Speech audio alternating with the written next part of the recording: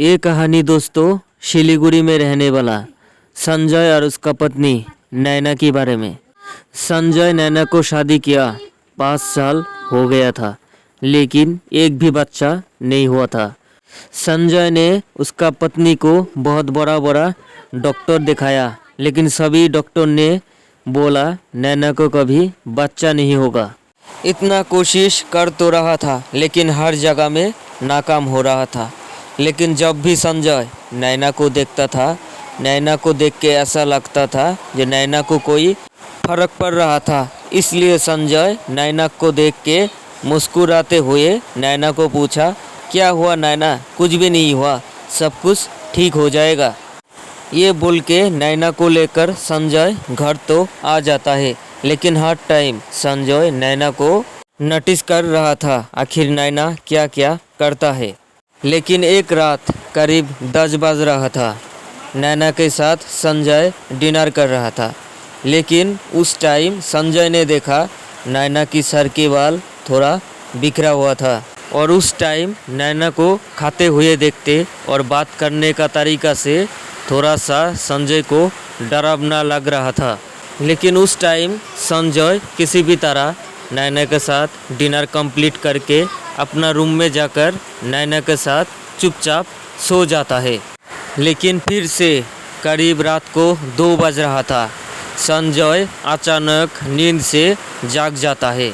लेकिन नींद से जागते ही देखता है नैना संजय का पास नहीं था।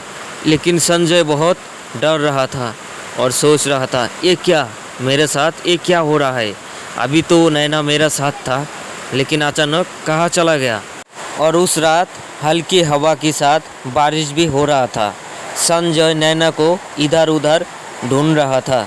बहुत टाइम खोजने के बाद संजय गेस्ट हाउस के उधर जाते ही किसी का रोने की आवाज़ सुन रहा था, और जब भी संजय आवाज़ लगाई, क्या नैना, क्या तुम हो उधर?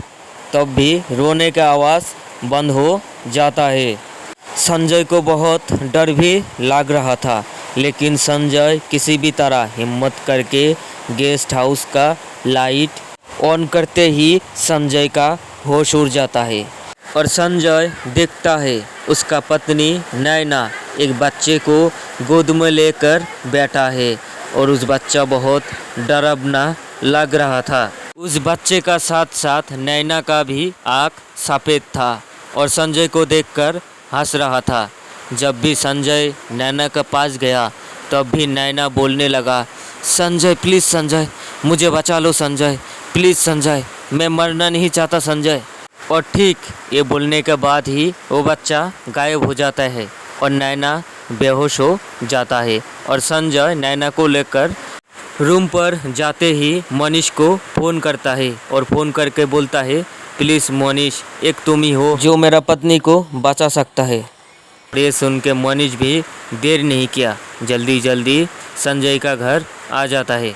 हालांकि मनीष कोई भी आत्मा को भगाने में स्मार्ट है, लेकिन असली बात सुनने के बाद दोस्तों आप लोगों का दिल का धड़कन ज़ोर से धड़कने लगेगा।